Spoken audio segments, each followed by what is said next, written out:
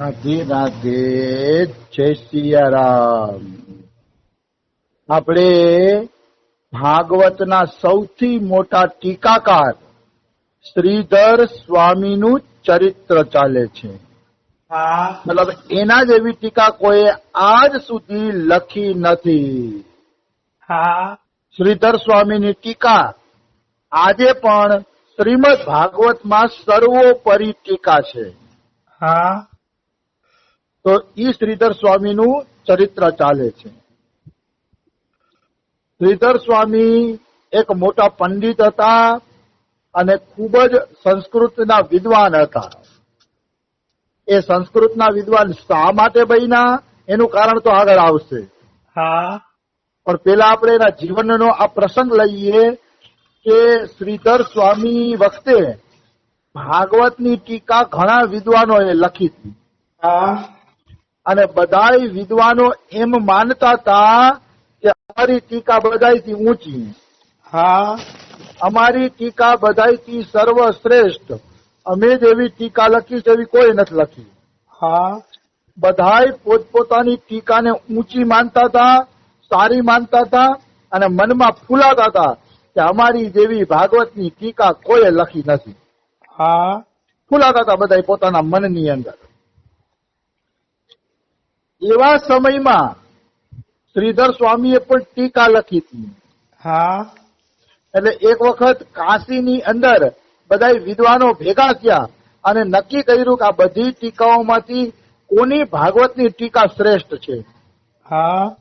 એ માટે વિદ્વાનોની એક સભા બોલાવવામાં આવી અને સભામાં વાદ વિવાદ થયો. બધાય પોતપોતાની ટીકાને મોટી ગણાવતા હતા. બધાય કોઈ નિર્ણય ન થઈ શક્યો કે કોની ટીકાને મોટી ગણવી. ત્યારે બધા લોકોએ નક્કી કર્યું કે કાશીની અંદર બિંદુ માધવજીનું મંદિર, વિષ્ણુ ભગવાન, કૃષ્ણનું કે વિષ્ણુનું મંદિર છે બિંદુ માધવ. તો ત્યાં બિંદુ માધવ ભગવાન પાસે આપણે બધી ટીકાઓને મૂકી દઈએ અને બિંદુ માધવ ભગવાન જેની ટીકાને શ્રેષ્ઠ ગણે ને એની ટીકા શ્રેષ્ઠ. તો બધા લોકો સંમત થઈ ગયા કે વાત તો સાચી છે, કે એવું જ કરીએ આપણે. તો બધી ટીકાઓને મંદિરની અંદર મૂકવામાં આવી. એમાં શ્રીધર સ્વામીની ટીકા પણ હતી. તો મંદિરની અંદર મૂકવામાં આવી અને બીજે દિવસે સવારે જયારે પટ ખોલવામાં આવ્યા ત્યારે શ્રીધર સ્વામીની ભાવાર્થ દીપિકા જે ટીકા છે એ ટીકા ઉપર ભગવાને પોતાના હાથેથી લખી દીધું કે આની ટીકા શ્રેષ્ઠ છે. વાહ રે વાહ. શ્રીધર સ્વામીની ભગવાને ખુદે એના આ ટીકાના ગ્રંથ ઉપર લખી દીધું.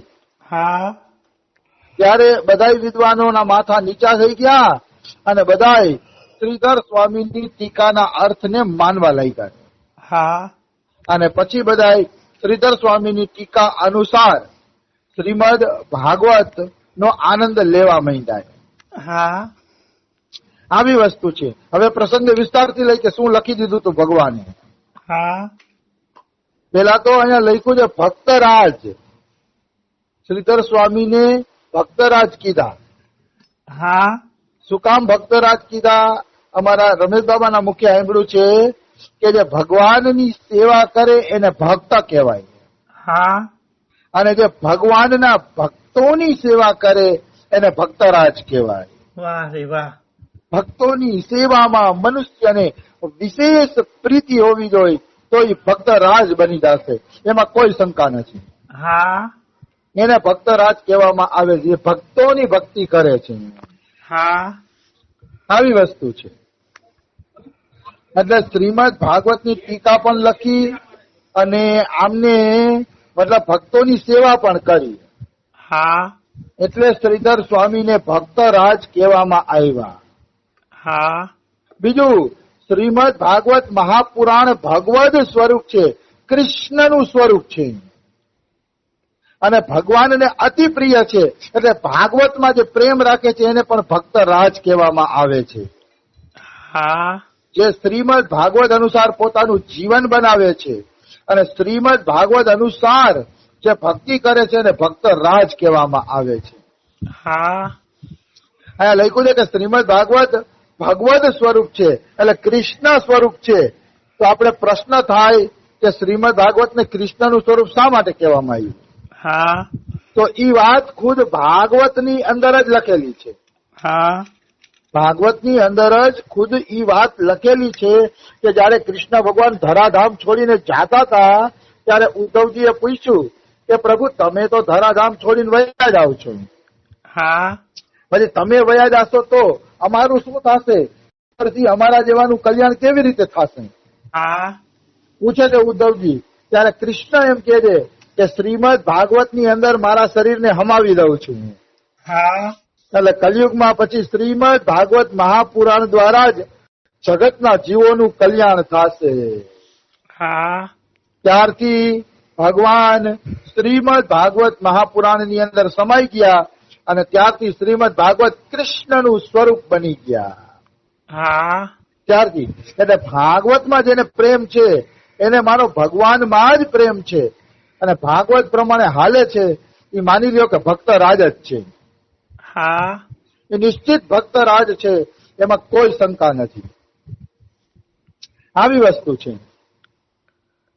પણ આ શ્રીમદ ભાગવત મહાપુરાણ કેવળ અને કેવળ ભક્તિ દ્વારા સમજી શકાય છે.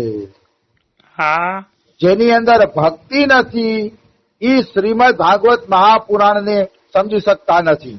હા ભક્તિ હોવી જોઈએ. એટલે કહ્યું છે ભક્તિયા ભાગવતમ શાસ્ત્રમ નચ બુધિયા નચ ટીકિયા. મતલબ ભક્તિ દ્વારા જ ભાગવત શાસ્ત્ર સમજાશે. નચ બુધિયા એટલે બુદ્ધિ દ્વારા નહીં સમજાય અને નચ ટીકિયા એટલે ટીકા વાંચીને પણ નહીં સમજાય. હા ભાગવત શાસ્ત્ર કેવળ ને કેવળ ભક્તિ દ્વારા જ સમજાય છે.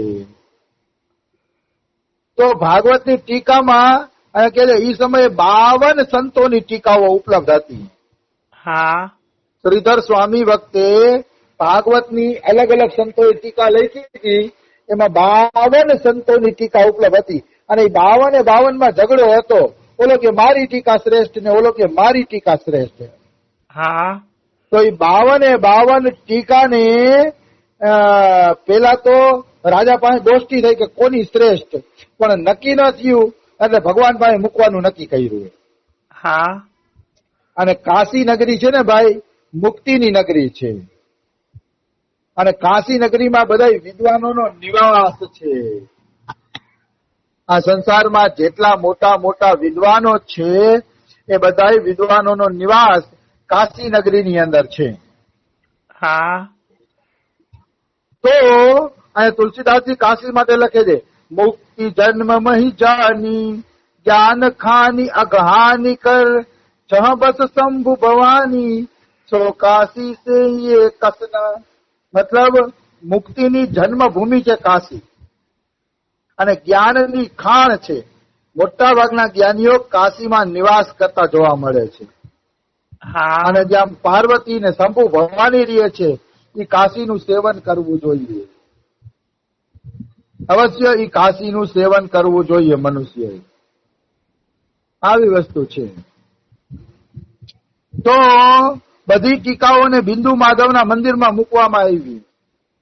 બિંદુ મંદિરના માધવમાં ટીકા મૂકવામાં આવી ને એટલે ભગવાને શ્રીધર સ્વામીની ટીકા ઉપર લખી દીધું.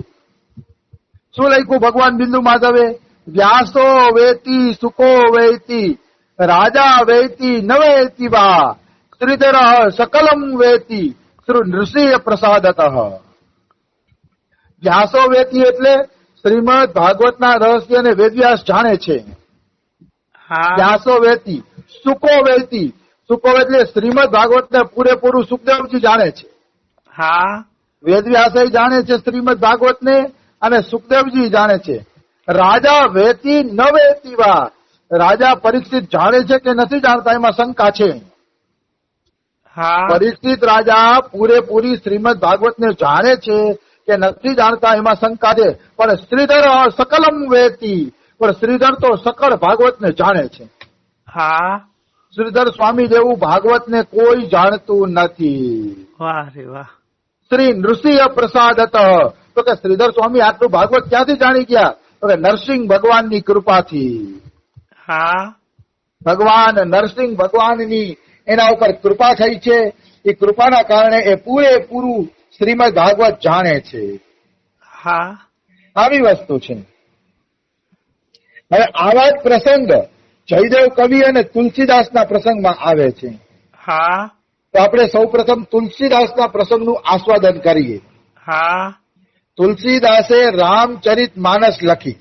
હા રામચરિત માનસ લખીને એટલે એમાં તુલસીદાસે લખ્યું છે કે રામચરિતની એક એક ચોપાઈ મંત્ર છે. હા એક એક ચોપાઈ, અને એ ચોપાઈ કોઈ શ્રદ્ધાથી બોલશે ને તો એને કર્મકાંડી બ્રાહ્મણો પાસે શનિ શાંત કરવા માટે કર્મકાંડ નહીં કરવું પડે.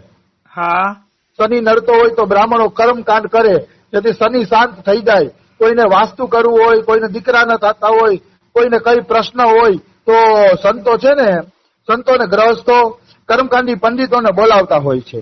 હા પણ તુલસીદાસે કહી દીધું કે મારી રામાયણ વાંચો, તમારી બધી મનોકામના પૂરી થઈ જશે, તમારે કોઈને બોલાવવા નહીં પડે.